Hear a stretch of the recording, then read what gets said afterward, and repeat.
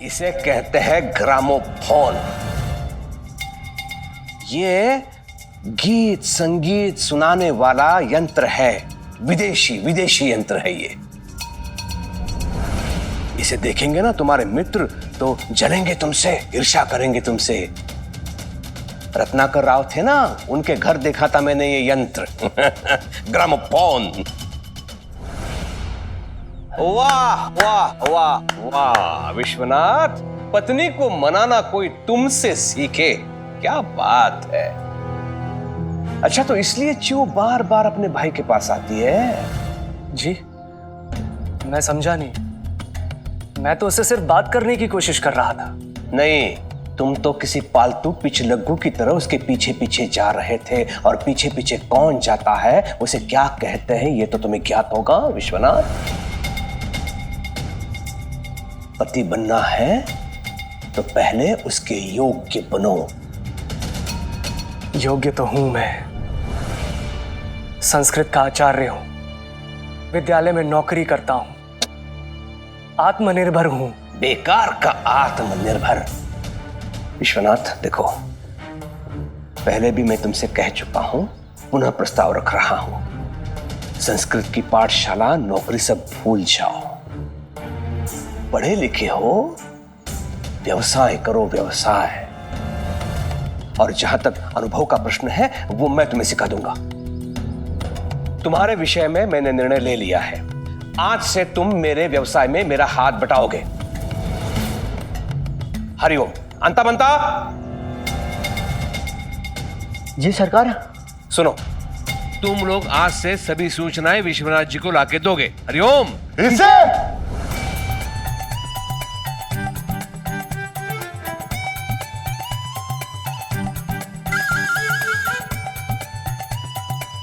सरकार। जी सरकार। लीजिए पंता जी, अब यही दिन देखना बाकी रह गया था। वो क्या कहते हैं अब? हाँ, हर कुत्ते का दिन आता है। हाँ अंता जी, थोड़ी देर पहले हम इसका मजाक उड़ा रहे थे और अब हम खुद ही मजाक बन गए। सरकार, कुछ दिन पहले तक रत्नाकर के नौकर नंदलाल से हमारी तुलना करते थे, और अब ये नई बला आ गई है। ऐसा लगता है जैसे हमारी तो ना औकात है ना किस्मत। साईं, लोग ये क्यों नहीं समझते? क्यों हंसते हैं मुझ पर? क्या पत्नी के घर पे रहना पाप है, गुनाह है? बताइए साईं।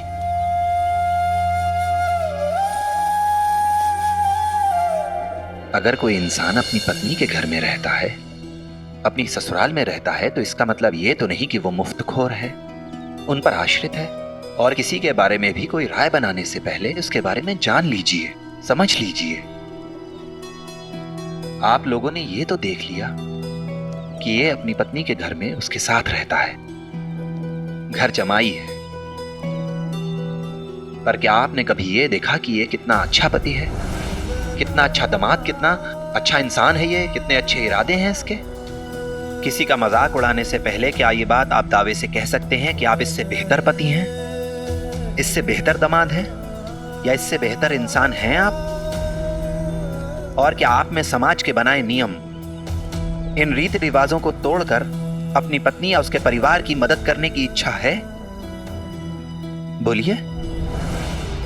इनके पास कोई जवाब नहीं है साईं। अगर मेरे पति मेरे माता पिता की सेवा करते हैं, उनकी देखभाल करते हैं, तो इसमें इन्हें क्या परेशानी है?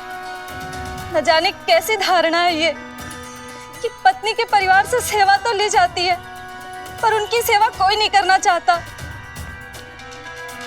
आपने बिल्कुल सही कहा साईं। हमें ससुराल में अपना फर्ज निभाते निभाते सालों तक मायके जाने का मौका ही नहीं मिला। कितना अजीब है ना।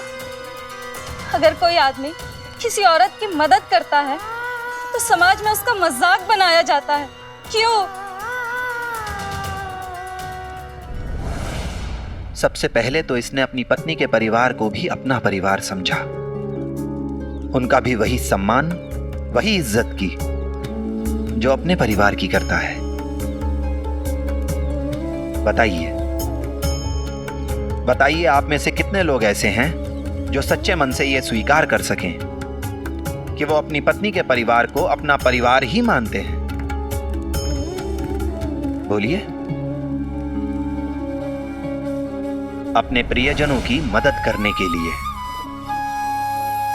समाज के बनाए हुए खोखले मानदंडों को तोड़ने के लिए एक नए तरीके के चिंतन, एक आत्मविश्वास, एक नए दृष्टिकोण की जरूरत होती है। इसने अपनी पत्नी और उनके परिवार के लिए जो कुछ भी किया वो पूर्णतः निस्वार्थ है और ये एक बहुत अच्छा उदाहरण है पूरे समाज के लिए। इसी से पति पत्नी के संबंधों में एक नई ऊर्जा आएगी, उन्हें एक नया अर्थ मिलेगा, एक सही अर्थ मिलेगा, एक संपूर्ण अर्थ मिलेगा।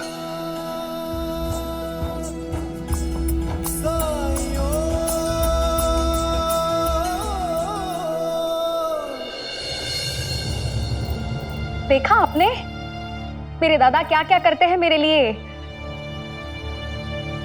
मुझे इस बात का एहसास है और मैं इनके प्रयासों की सराहना भी करता हूं, मगर मैं एक शिक्षक हूं, ये सब हिसाब किताब मुझसे नहीं होगा। सुन लिया दादा तुमने, ये नहीं बदलेंगे। इस आदमी को आगे बढ़ने की कोई महत्वाकांक्षा, कोई चाह नहीं है। नहीं चिरू, ऐसा नहीं है। ऐसा ही है। आपके साथ काम करने वाले लोग कहां से कहां पहुंच गए हैं। लोगों ने अपनी अपनी पाठशालाएं खोल ली और आप आज भी गांव की उस पाठशाला में नौकरी करते हैं। एक बात बताइए आप मुझे, आपने आज तक मुझे दिया ही क्या है? हार, अंगूठी, ये तो दूर की बात है। कभी एक छोटा सा फूल भी दिया है मुझे आज तक? फूल? अरे हमारे घर के बगीचे में इतने सारे फूल हैं, वहां से ले लेती तुम।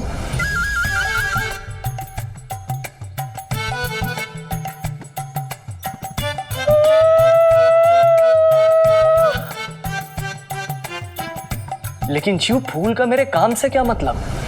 मैं यह काम कैसे कर सकता हूं जबकि करोगे, तुम ये काम करोगे।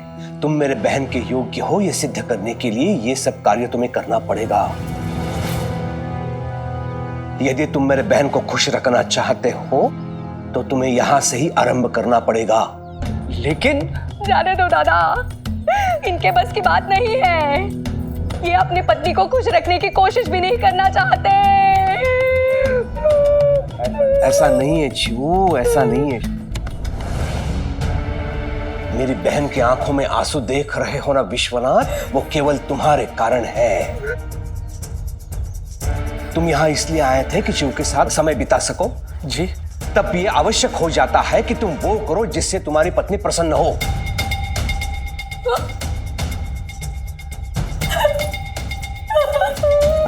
जीव,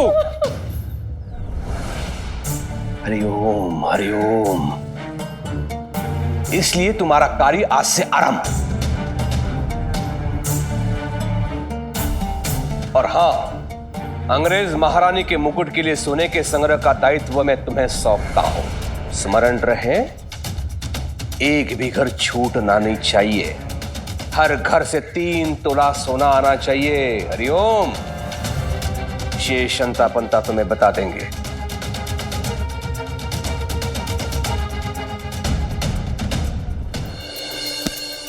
समझ गए तो काम बहुत आसान है।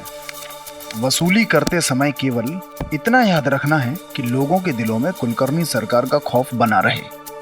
गांव वाले 3 तोला सोना या उतना ही पैसा हमें दें, इसके अतिरिक्त उनके पास कोई विकल्प ना हो। गांव वाले सपने में भी हमें ना करने का साहस ना कर सकें। अब आप देखिए हम लोग काम कैसे करते हैं।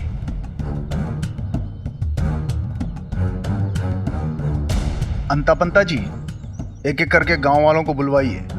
जी मुनिम जी। मोहन, सोना लाए हो? नहीं, मेरे पास सोना नहीं है। क्या मतलब है इसका कि तेरे पास सोना नहीं है? हाँ? सरकार का हुक्म है तो इंतजाम क्यों नहीं किया अब तक? थोड़ी और मोहलत दीजिए। 1 महीने पहले मैंने मेरी बहन की शादी की। जो पैसा था सब शादी में खर्च हो गया।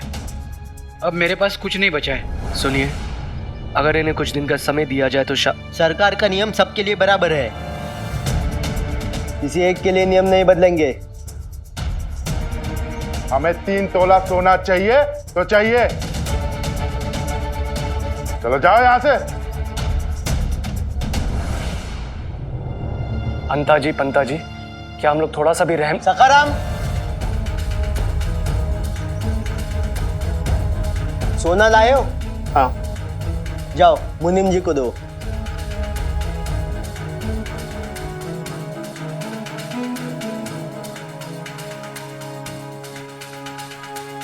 ये तो कम है। 3 तोला सोना, 1 रत्ती भी कम नहीं। और निकालो।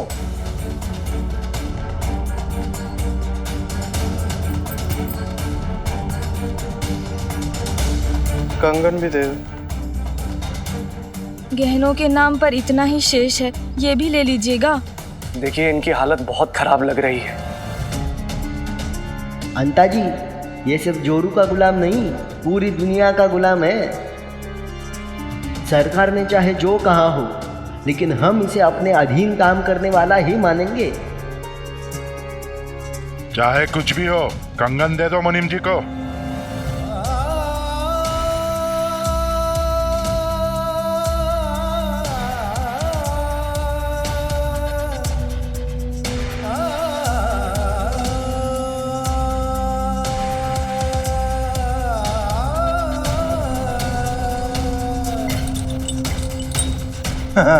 अब ठीक है।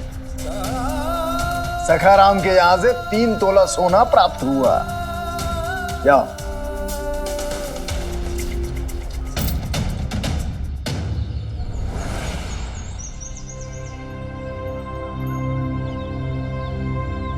लाना।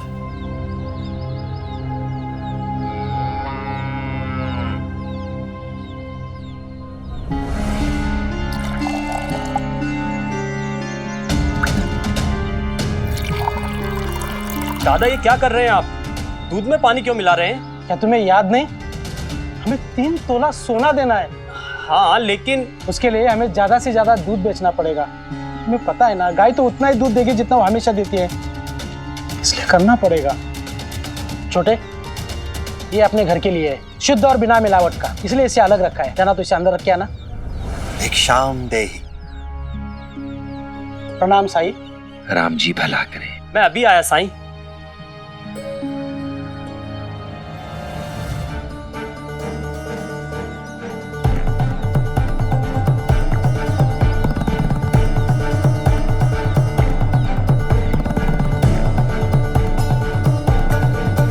ये लीजिए साईं।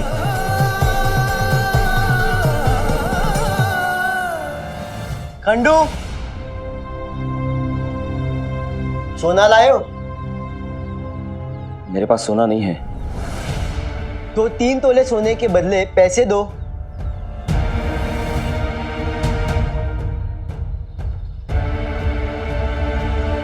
मेरे पास इतना ही है। ये क्या मजाक है? हम लोग क्या भीख मांगने बैठे हैं क्या? तो क्या मैं भीख मांगने निकलूं? मेरे पास इतने ही है, मैं और क्या करूं? देखिए अभी जो है उसे ले लेते हैं। अगर इनके पास नहीं है तो इतने से ही काम चला लेते हैं। धन्यवाद, कम से कम आपने तो मेरी मजबूरी समझी। उधर नहीं, इधर बात करो। नियम तो नियम है, और भीख मांगने की जरूरत क्या है? सरकार है ना, वो तुम्हारे हिस्से का पैसा दे देंगे और तुम उन्हें ब्याज समेत लौटा देना। नहीं नहीं, मैं सरकार से पैसे नहीं लूंगा।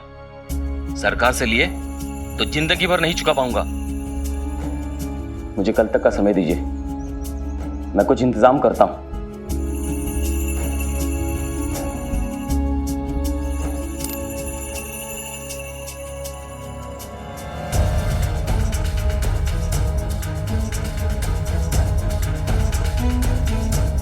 आप कुलकर्णी सरकार के लिए काम कर रहे हैं और उन्हें अपने काम में लापरवाही बिल्कुल पसंद नहीं है।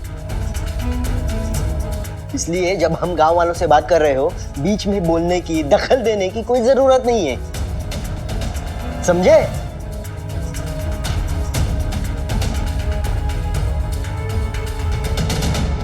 सतीश,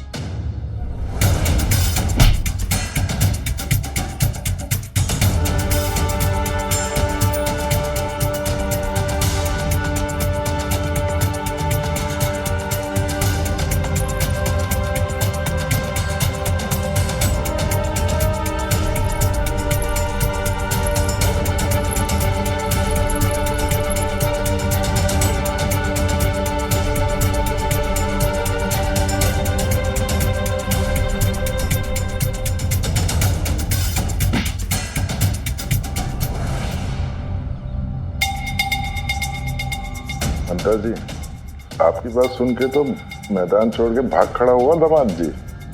अंता जी, अब पता चल गया कि चूताई ससुराल में रहना क्यों नहीं चाहती है।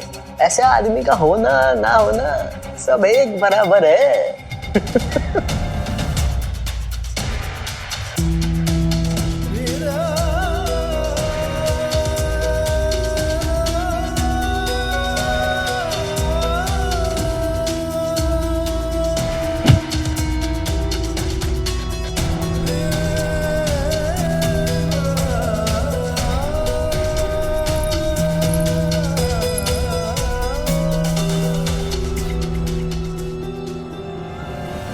रुकिए साईं, साईं, साईं।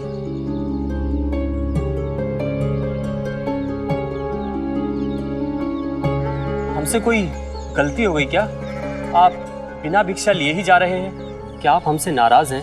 तुम दूसरों को जो भिक्षा देते हो, क्या वही वस्तुएं तुम खुद भी प्रयोग में लाते हो? हाँ साईं, हम जो फल सब्जी हम जो खाते हैं वही आपको देते आए हैं। हम आपको अलग कैसे दे सकते हैं?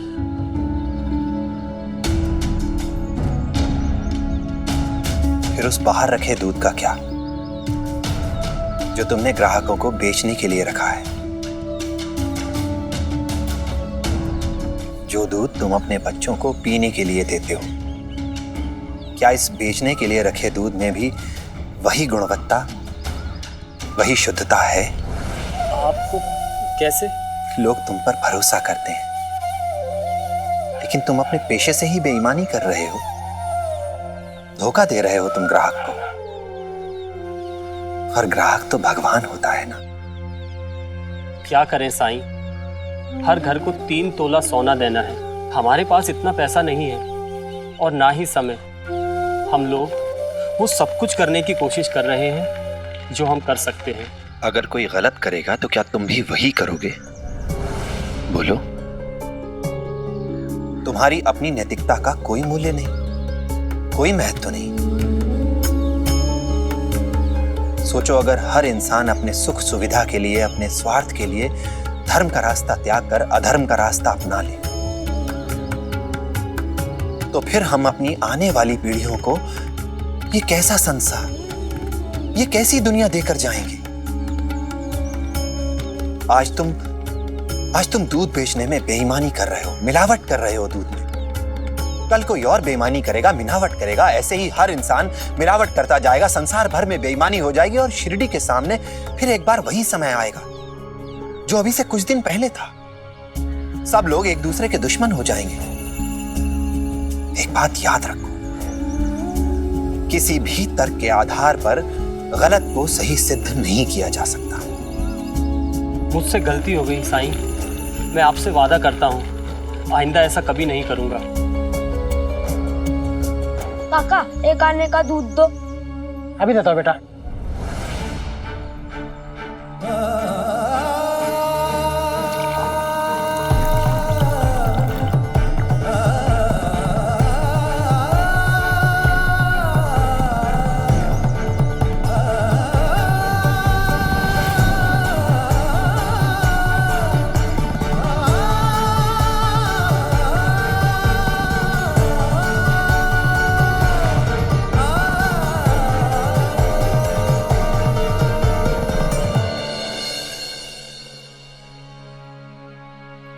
रुकिए, मैं देता हूं। वो कहते हैं किस्मत जिसको कर्म का फल है।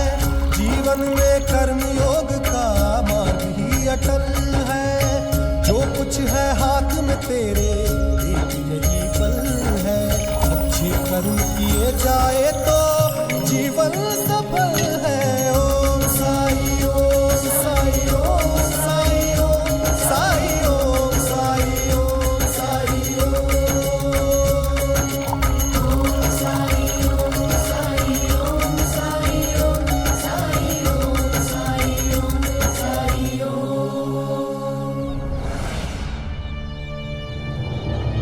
ये क्या कर दिया तूने छोटे? वो दूध क्यों दिया? वो तो हमने हमारे घर के लिए रखा था। दादा, मिलावट वाला दूध ग्राहकों को देकर हम उनके साथ धोखा कर रहे हैं। लेकिन मैंने तुम्हें थोड़ी देर पहले ही समझाया था ना, ये ऐसा हम क्यों कर रहे? 3 तोला सोना देना है। साईं ने हमारी गलती बता दी है मुझे। कोई भी चोरी छोटी नहीं होती। हीरा चोर या खीरा चोर, चोर चोर होता है। अगर हम आज कोई भी अनैतिक काम को छोटा और उचित ठहराने लगे तो वो दिन दूर नहीं जब बड़ा पाप करते समय शायद किसी का हाथ ना कांपे। और आप अपने घर के बच्चों को क्या शिक्षा देना चाहते हैं? क्या यही भविष्य देना चाहते हैं?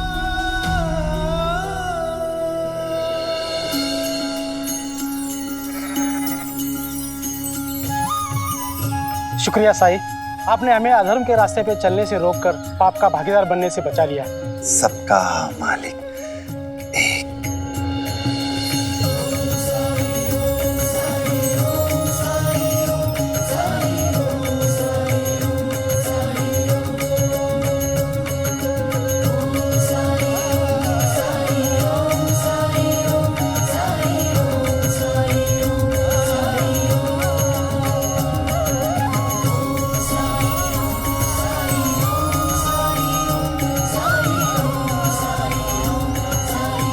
कौन है ये?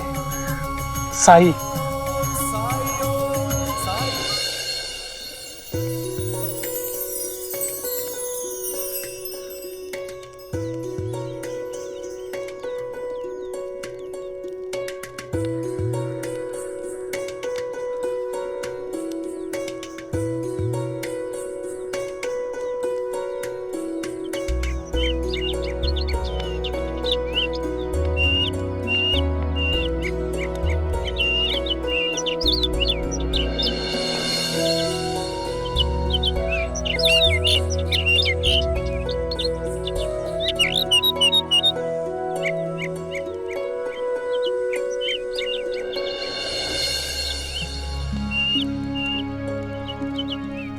अरे लक्ष्मी, इतनी सुबह सुबह और वो भी तख्ती के साथ, कोई खास बात है क्या?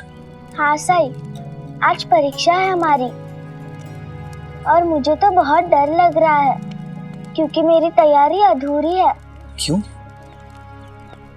तैयारी नहीं की क्या?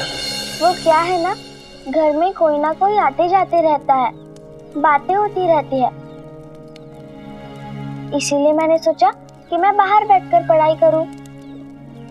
लेकिन हमारे बस्ती में भी बहुत शोर होता है, मैं पढ़ूं कैसे, ध्यान कैसे लगाऊं? मैंने तुम्हें कितनी बार समझाया, अगर तुमने नियमित रूप से अभ्यास किया होता तो आज तुम्हें इतनी मुश्किल का सामना नहीं करना पड़ता। अगर ध्यान लगाना है तो सबसे पहले अपने मन को शांत करना होगा, फिर केवल उसी काम पर ध्यान लगाना होगा जो करना है।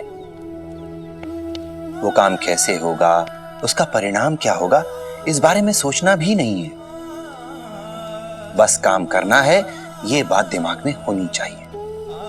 और एक बार ध्यान लगाना आ गया तो फिर चाहे बाहर ढोल बजे या बिजली गिरे, तुम्हें कोई विचलित नहीं कर पाएगा। तुम्हारा ध्यान कोई नहीं भटका पाएगा। पर मैंने बहुत कोशिश की साई, मुझसे नहीं होता। अभ्यास से कुछ भी संभव है लक्ष्मी, परीक्षा में थोड़ा ही समय शेष है। चलो मैं तुम्हें ध्यान का अभ्यास कराता हूं। आसन याद है ना? ठीक है।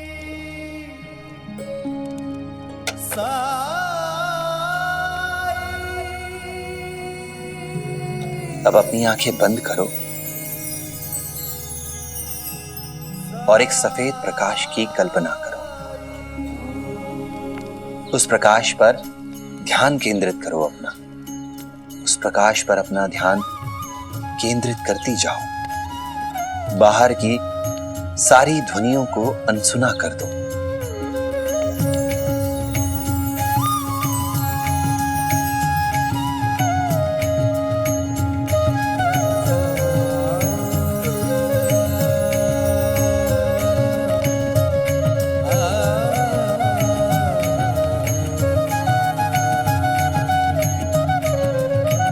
लक्ष्मी,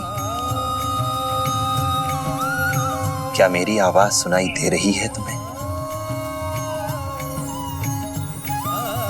क्या तुम मुझे सुन पा रही हो?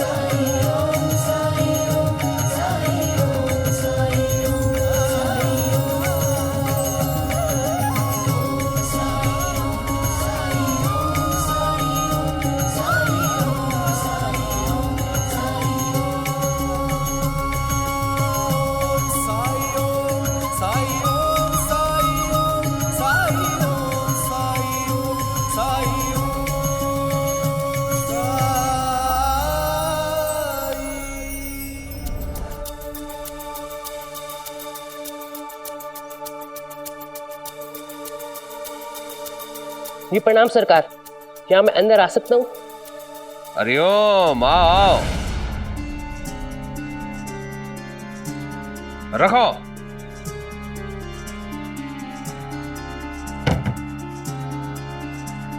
हरिओम। केशव आ बेटा आ। मैंने कहा था ना तुम्हें कि तुम्हारे लिए मैं एक ऐसी चीज लेके आऊंगा कि जिसे देख के तुम्हारा मजाक उड़ाने वाले तुम्हारे मित्र तुमसे मित्रता करने के लिए आगे पीछे दौड़ेंगे। ये है वो वस्तु। लोगों के लिए तुम आकर्षण का केंद्र बन जाओगे केशव। हाँ, लोग ईर्ष्या करेंगे तुमसे, जलेंगे। वो चीज है ये, मैं खोल के दिखाता हूं तुम्हें।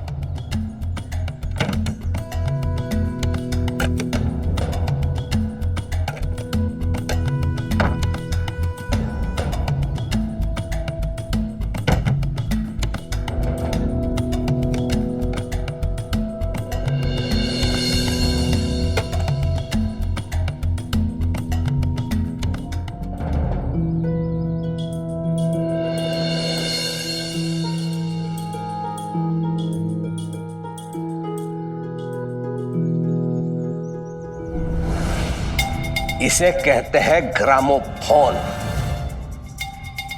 ये गीत संगीत सुनाने वाला यंत्र है, विदेशी यंत्र है ये। इसे देखेंगे ना तुम्हारे मित्र तो जलेंगे तुमसे, ईर्ष्या करेंगे तुमसे। रत्नाकर राव थे ना, उनके घर देखा था मैंने ये यंत्र। ग्रामोफोन। देखो, इसे ऐसे घुमाते हैं।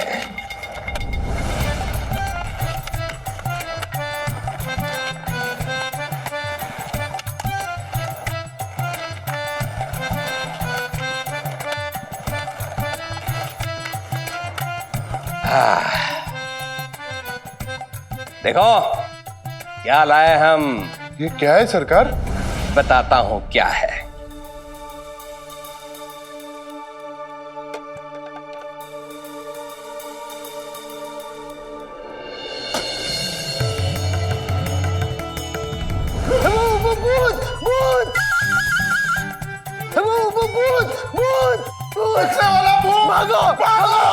अरे गधों, मेंढकों, और ये भूत नहीं है, ये गीत संगीत सुनाने वाला यंत्र है। भाग गए गधे कहीं के।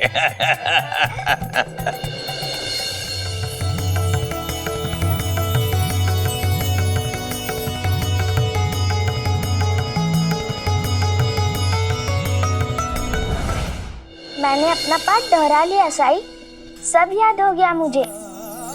जानते हो, इस बार मेरा ध्यान कहीं नहीं भटका। तुम्हारे पास तो हर समस्या का हल है।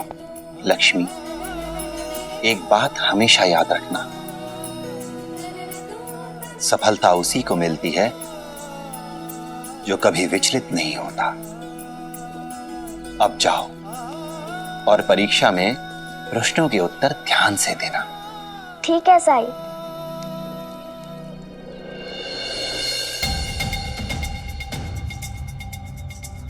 है कि नहीं अद्भुत? बोलो। गांव में ना इसे किसी ने देखा होगा ना सुना होगा इसके बारे में। सच पिताजी? तो फिर आप वापस बताए ना, इसे कैसे बजाते हैं? बताता हूँ। पहले से बाहर रखते हैं, इसे यहाँ ले जाते हैं तो ये बंद हो जाता है। फिर ये ऐसे इसको घुमाया जाता है,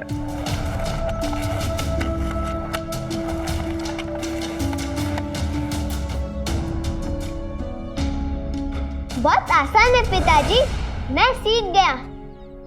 अब मैं इसे अपने दोस्त को दिखाना चाहता हूँ।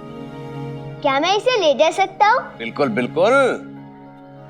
अरे इसीलिए तो मंगवाया है, बहुत महंगा है ये। लेके जाओ लेके जाओ। अच्छू अंता पंता को बुलाओ, ये अकेला नहीं उठा पाएगा। जाओ बुलाओ। वो तो ऐसे भाग गए जैसे गधे के सिर से सिंह। भूत के चक्कर में कहीं गांव छोड़ के तो नहीं भाग गए, देखो। क्यों परेशान हो रहे हो दादा? लौट के बुद्धू घर को ही आएंगे।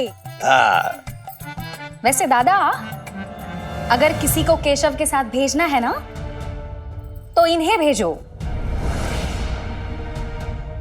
ये तो कब से प्रतीक्षा कर रहे हैं कि इसे घुमाने कब ले जाएंगे, है ना? अच्छा। फूफाजी लोग तो अपने भतीजे को बहुत चाहते हैं,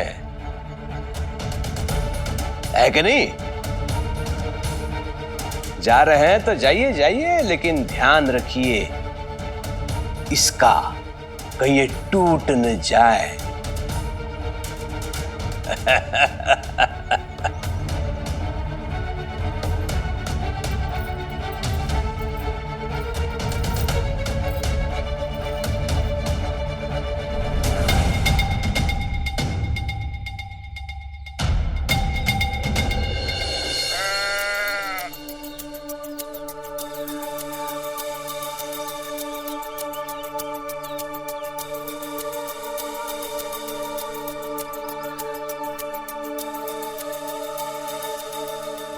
देखो डरपोक आ गया। अरे कैसा है डरपोक? अभी भी डरपोक ही है।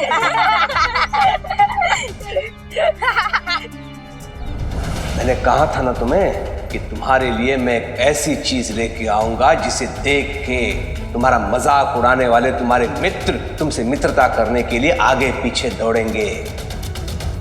ये है वो वस्तु, लोगों के लिए तुम आकर्षण का केंद्र बन जाओगे केशव। फूफा जी, ग्रामोफोन निकालिए।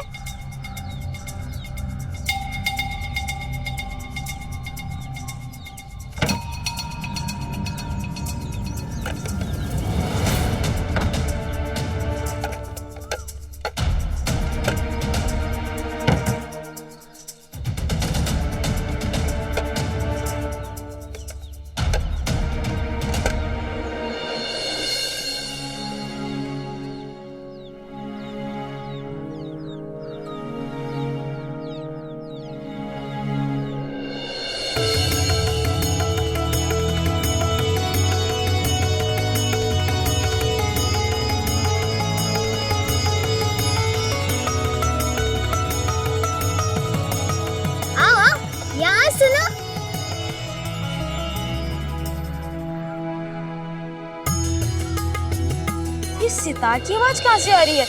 केशव, क्या ये तुम्हारे पीछे से आ रही है? पीछे से नहीं, इससे आई आवाज। इसे ग्रामोफोन कहते हैं। सितार, तबला, बांसुरी, गीत सब इसके अंदर है। मतलब तुम बोल रहे हो कि धुन के सारे सजिंदे इस बक्से के अंदर छुपे हुए हैं? झूठ मत बोलो, कुछ भी बोलता है ये। अरे सच बोल रहा हूँ, नहीं मानना है तो मत मानो।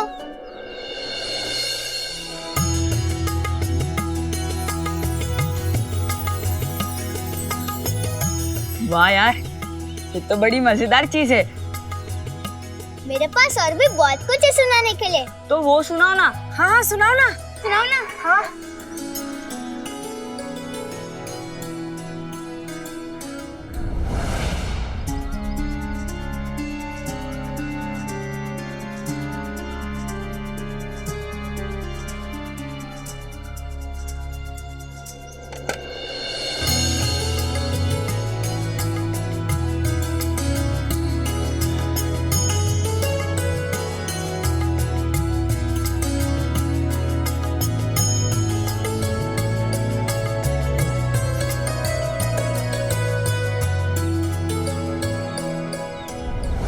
लोगों के चकित होने पर केशव को गर्व महसूस हो रहा है। जब पिता ही किसी बच्चे को गलत सीख दे तो इसमें बच्चे का दोष ही क्या हो सकता है?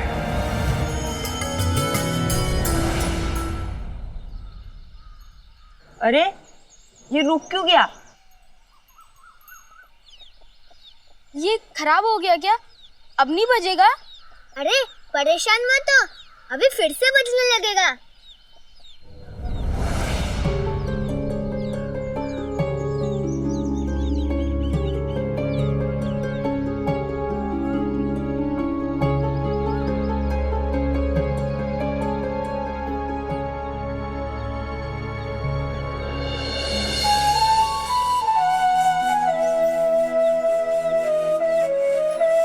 ये धुन कहां से आ रही है और सिर्फ मुझे ही क्यों सुनाई दे रही है?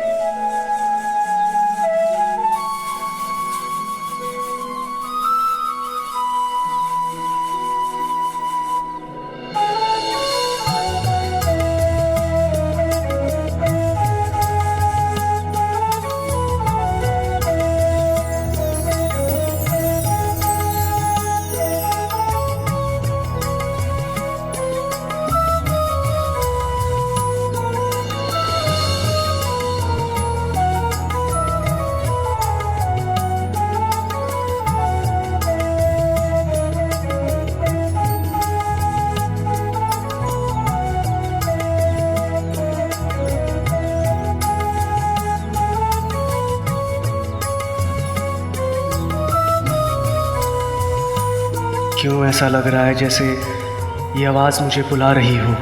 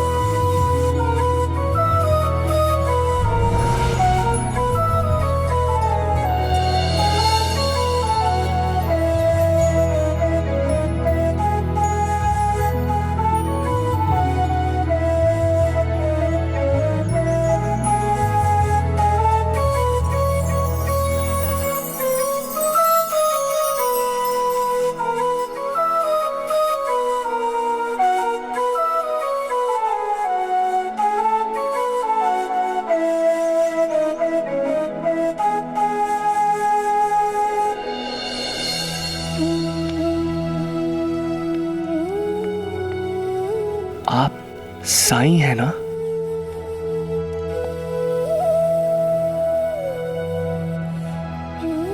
आप ये धुन कैसे जानते हैं? कुलकर्णी सरकार ने वो यंत्र तो आज ही मंगवाया है। ये तो मैं नहीं जानता, लेकिन इतना जरूर जानता हूं कि संगीत प्रकृति ही बनाती है, मानव नहीं। सारे स्वर हमें प्रकृति से ही प्राप्त होते हैं। चिड़ियों की चहचहाट से लेकर भौरों के गुंजन तक, मेघों के घुमड़ने से लेकर बिजली की चमक और बिजली की चमक से लेकर नदियों की कलकल तक सारा संगीत हमें इस वातावरण, इस प्रकृति, इस ब्रह्मांड से ही प्राप्त होता है। उसी के आधार पर हम धुन बनाते हैं, गीत बनाते हैं। इसलिए संसार में कहीं भी चले जाओ, कोई फर्क नहीं पड़ता, क्योंकि प्रकृति एक है। इसलिए संगीत में समानता अवश्य मिलती है। संसार में कहीं भी जाओ, सुर साथ ही होते हैं और एक ही समान होते हैं। इसलिए संसार का कोई भी गायक, कोई भी वादक प्रकृति के सामने बौना ही है। क्या आपने ये धुन प्रकृति के संगीत को सुनकर सीखी है? ये कैसे संभव है? अपनी आंखें बंद करो और अपने आसपास के वातावरण, इस निसर्ग को सुनने का प्रयास करो।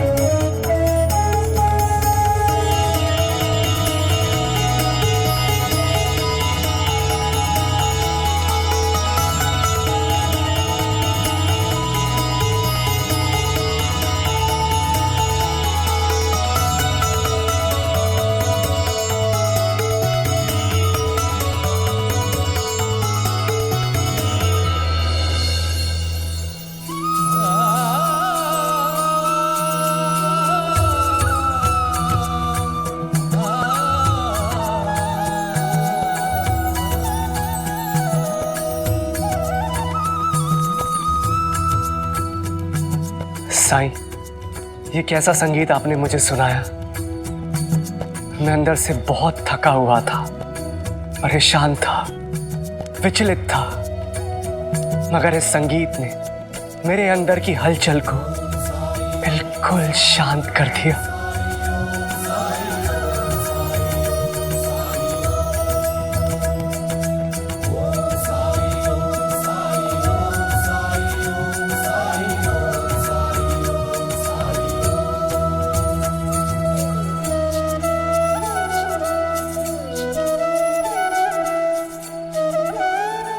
मैंने सुबह आपकी झलक देखी थी। आपने जो कहा था, मैं उससे बहुत प्रभावित हुआ। नए हो शिरडी में? जी, मैं कुलकर्णी सरकार का बहनोई हूं। तुम्हारा असली परिचय ये है कि तुम एक नेक और अच्छे इंसान हो। धन्यवाद साईं, मुझे आपसे मिलकर बहुत अच्छा लगा और मैं आपसे दोबारा मिलने जरूर आऊंगा। अरे हो गया, हे भगवान, इसका बुखार कम होने का नाम ही नहीं ले रहा है। ऐसी हालत में कैसे ले जाऊं साईं के पास? बेटा राघव। जी पिताजी। एक काम करो, जल्दी से साईं के पास जाओ और उनसे कहना कि छोटू का बुखार कम नहीं हो रहा। साईं से विभूति मांग के ले आओ। मैं ऐसी हालत में इसे छोड़कर नहीं जा सकता हूँ। जी पिताजी, मैं अभी लेके आता हूँ। जल्दी जाओ और हाँ, और जल्दी आना। सरकार, जिन लोगों ने सोना या तो पैसा नहीं दिया है, अंताजी पंताजी बस उन्हें लेके आते ही होंगे। चलो चलो।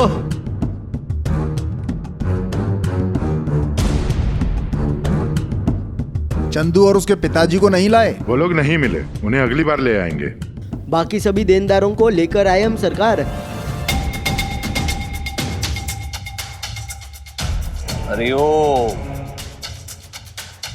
सब लोगों ने दिया, तुम लोगों ने नहीं दिया। हाँ, क्या तुम लोग मेरे सगे संबंधी लगते हो? और यदि लगते भी तो भी देना पड़ता, क्योंकि नियम नियम है। मैं दे दूंगा, बस थोड़ी सी मोहलत दे दीजिए। हाँ सरकार, पैसे का इंतजाम कर दूंगा, बस थोड़ा समय दे दीजिए आप।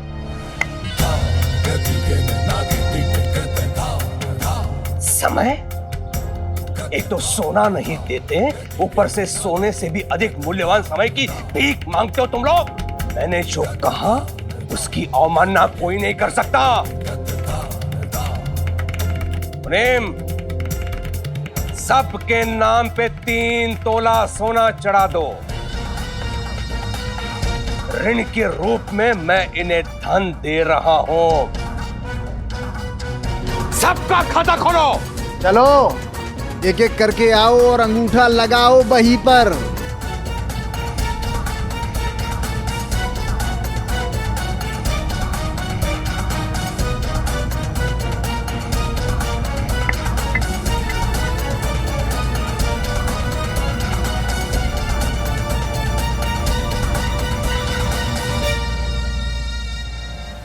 साई, मेरा छोटा भाई है ना साई, वो बहुत बीमार है। पिताजी ने कहा कि मैं आपसे विभूति मांग कर ले आऊं साई।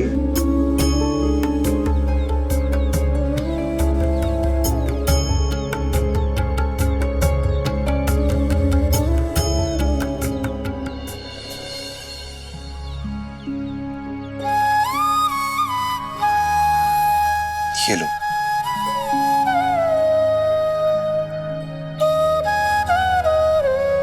शाम को आकर बताना कि उसकी तबीयत अब कैसी है। ठीक है साई। अब जाओ।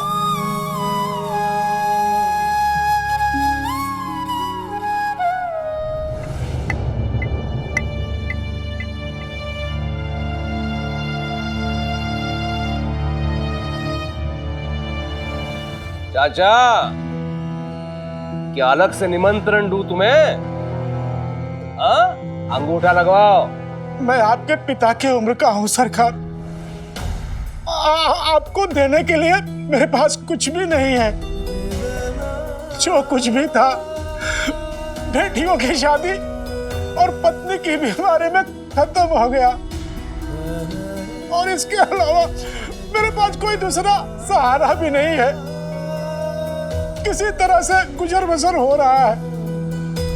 यह तो भगवान का शुक्र है कि लोगों के सामने हाथ फैलाए बिना एक जून की रोटी का जुगाड़ कर लेता हूँ सरकार। यह 3 तोला सोना मैं कहाँ से लाऊं? कर्ज ले भी लूं तो चुकाऊं कैसे सरकार? हरिओम हरिओम। बहुत दुख हुआ चाचा तुम्हारी ये राम कहानी सुनकर। दर्द हुआ दर्द, तुम इस अवस्था में देख के। चाचा, मैं ढकेलना नहीं चाहता हूं तुम्हें ऐसी अवस्था में, लेकिन क्या करो तुम ही बताओ। अंग्रेज सरकार का आदेश जो है और उसकी अवहेलना मैं नहीं कर सकता हूं चाचा। हरिओम, मुझे क्षमा कर दे सरकार। अगर आज मेरे ये पैर ठीक होते, ये पैर मेरा साथ देते, तो आज भी मैं गांव में घूम के काम मांग करके आने दो आने तो जरूर कमा लेता। हाँ हाँ। और कुछ न कुछ पैसे जुटा सकता था। लेकिन क्या करूं, मेरे पैरों में बहुत दर्द होता है। मैं ठीक से चल भी नहीं पाता हूं सरकार। हरिओम हरिओम।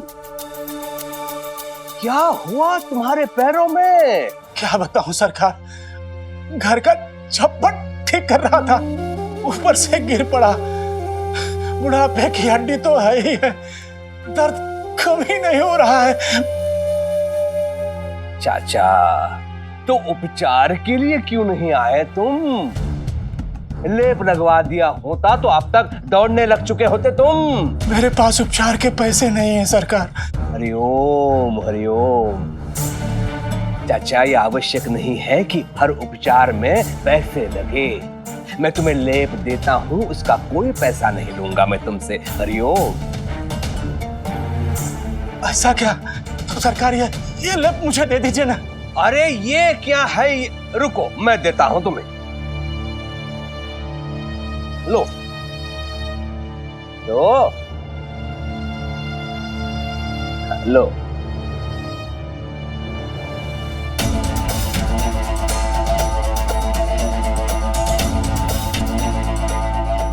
लो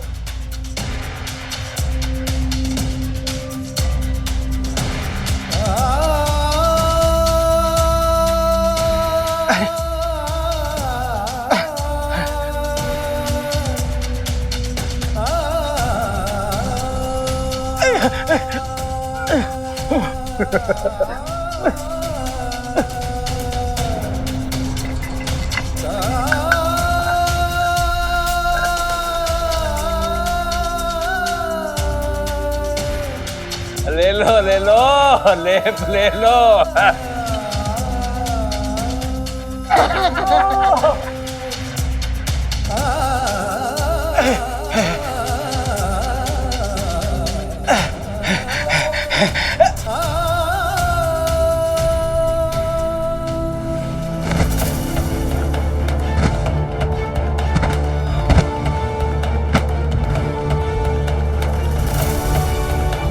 मिल गया लेप से। चाचा जी, चाचा जी, इस गांव में रहना भी है और सरकार को धन भी नहीं देना है, मुफ्त में औषधि भी चाहिए। लेकिन चाचा जी, मुफ्त में केवल परेशानी मिलती है।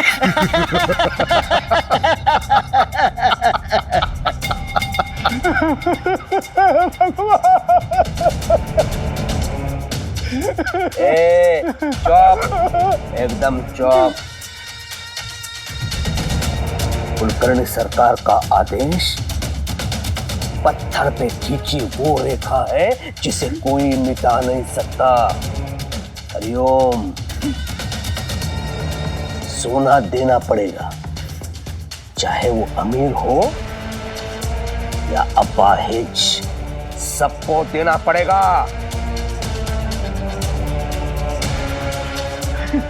चल जा।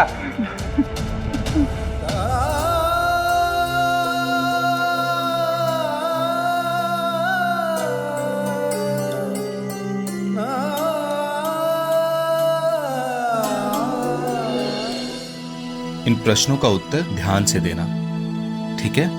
चिंता मत कीजिए अध्यापक जी, मैंने साई से वादा किया है, इस बार मेरा ध्यान नहीं भटकेगा।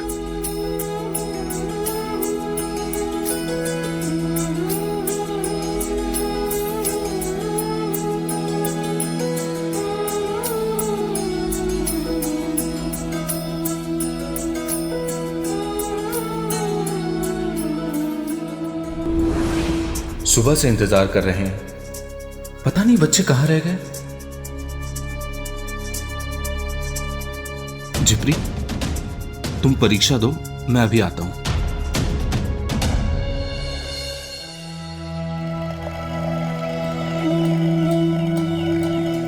भिक्षा दे माई। माई भिक्षा दो।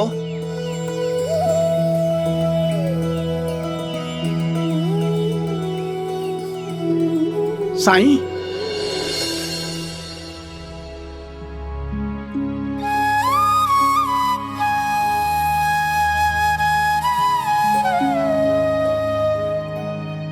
प्रणाम साईं। दुख दर्द अधिक समय तक नहीं रहते साईं, उम्र हो गई है और वैसे भी ये बुढ़ापा अपने आप में ही एक भयंकर रोग है।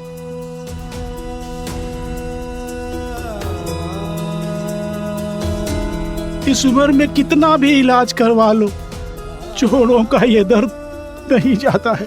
ऊपर से कुलकर्णी सरकार के अत्याचार।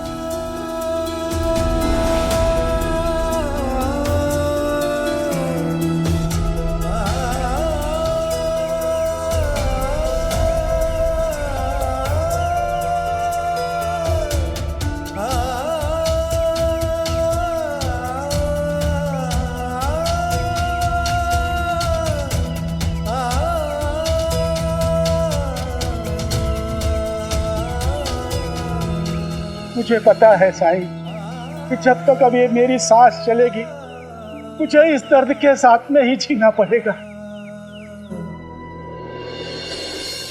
श्रद्धा और सब्र रखो।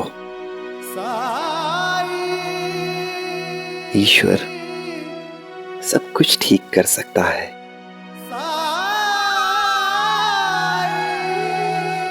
अच्छा चलता हूँ साईं।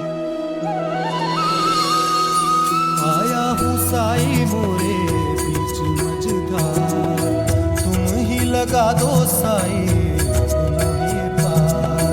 थाम ले हाथ में साईं मोरी पतवार, मोरे साईं मोरे दाता तुम ही हो मोरे तारणहार।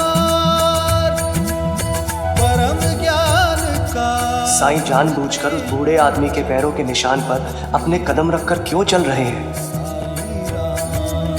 अज्ञान तिमिर से घिरा भयंकर, ज्योति शुभंकर साई राम। ओम साई ओम साई ओम साई ओम साई ओम साई ओम साई ओम। ओम साई ओम साई ओम साई ओम साई ओम साई ओम साई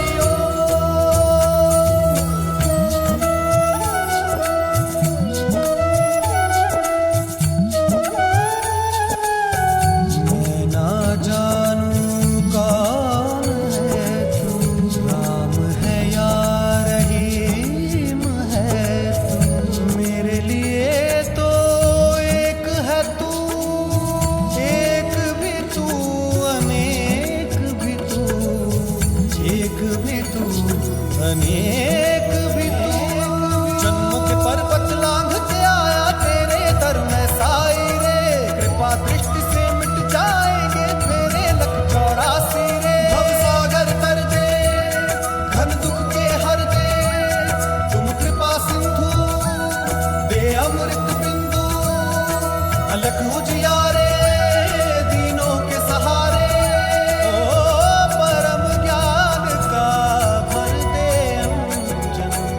अलख निरंजन साई राम।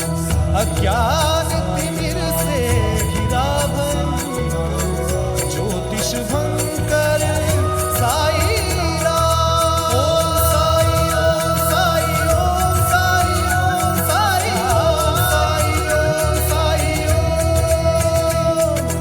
ओम साई साईं साईं मैं चल सकता हूँ। ऐसा लगता है जैसे शरीर के किसी भी हिस्से में कोई तकलीफ है ही नहीं। राम जी भला करे। पूरे शरीर में एक नई ऊर्जा का संचार हो रहा है। आज मैं पहली बार अपने आप को इतना चुस्त और दुरुस्त महसूस कर रहा हूँ साईं।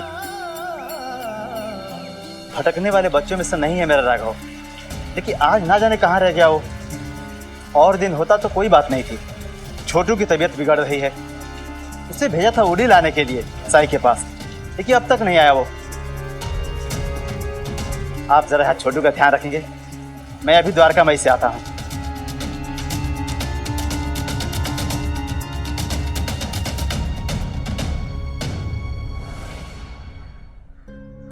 साई साई प्रणाम साई। राम जी भला करे। राघव आया था आपके पास उदी लेने।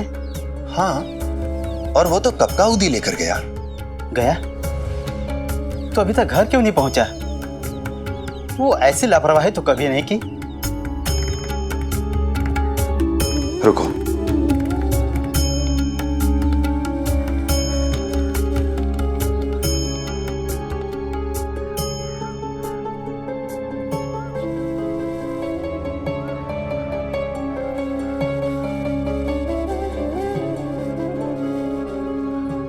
ये उदी लेकर घर जाओ। इसे पानी में मिलाकर छोटू को देना। मैं राघव को ढूंढकर घर भेजता हूँ। प्रणाम साई। राम जी भला करें।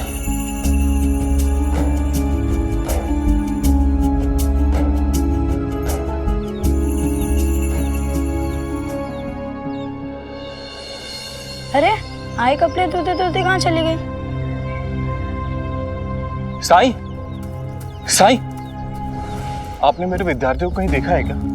आज उनकी परीक्षा है, पर झिपरी को छोड़कर कोई भी विद्यालय नहीं पहुंचा। नहीं श्यामा, पर बात कुछ अजीब है, क्योंकि गांव का एक और बच्चा अपने घर नहीं पहुंचा है। आओ। आहो, बहनी सब्जी लेने गई है, अब तक नहीं आई है, खाना कैसे बनेगा? मैं अभी जाकर देखता हूँ।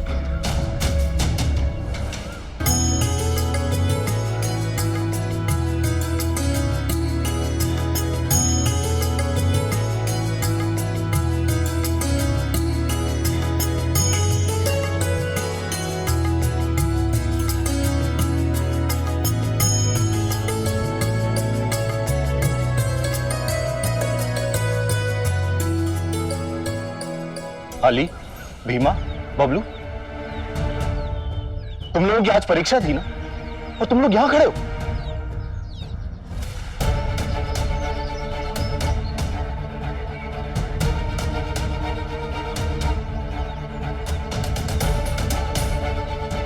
राघव, तुम तो अपने भाई को ऊदी देने गए थे ना? वो साई, मैं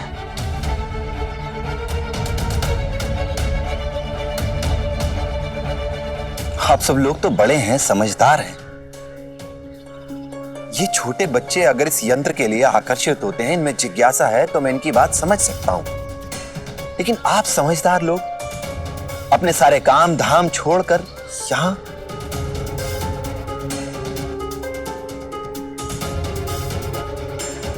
तुम अपने बैलों के लिए चारा लेने गए थे ना? तुम यहां खड़े होकर तमाशा देख रहे हो और वहां तुम्हारे बेजुबान जानवर भूखे हैं।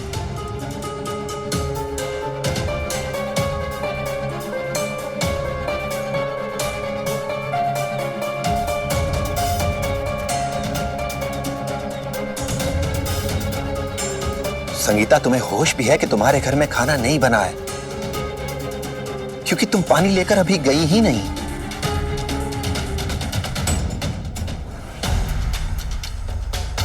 तुम्हारी सब्जी बाजार में सूख रही है और तुम यहां इन बच्चों के साथ खड़े होकर तमाशा देख रहे हो। और आप सब धरती पुत्र, हमारे किसान, ये सब अपने काम काज छोड़ के, अपनी खेती बाड़ी छोड़कर बच्चों के साथ बच्चे बने हुए हैं।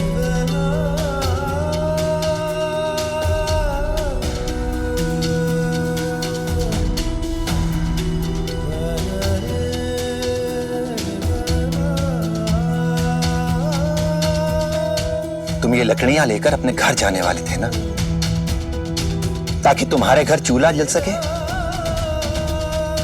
खाना बन सके तुम्हारे घर।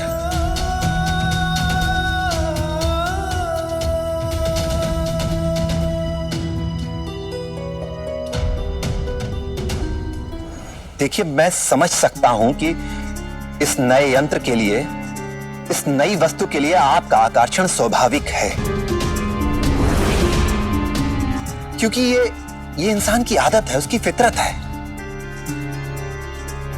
समय के साथ विज्ञान ने बहुत तरक्की की है, हर दिन नए आविष्कार, नई वस्तुएं आ रही हैं। पर इसका मतलब ये तो नहीं कि हम अपने कर्तव्यों को भुला दें। हर बदलते दिन के साथ नई वस्तुएं आ रही हैं, हमारी जरूरतों के मुताबिक। पर इस सबसे कहीं ज्यादा जरूरी है आपका अपना काम, जो कि आपका इंतजार कर रहा है, राह देख रहा है आपकी।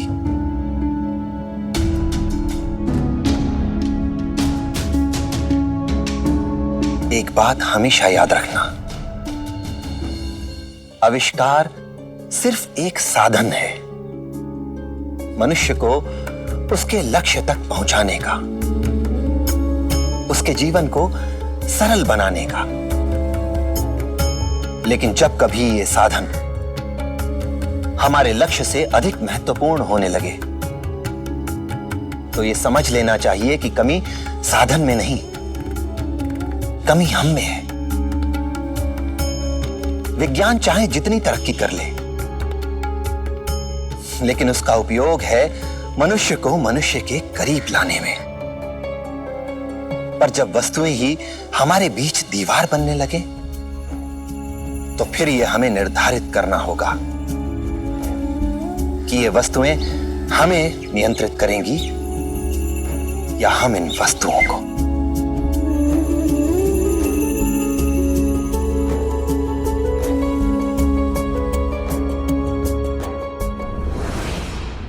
ऐसे और भी मजेदार वीडियो के लिए हमारे चैनल को लाइक, शेयर और सब्सक्राइब करें।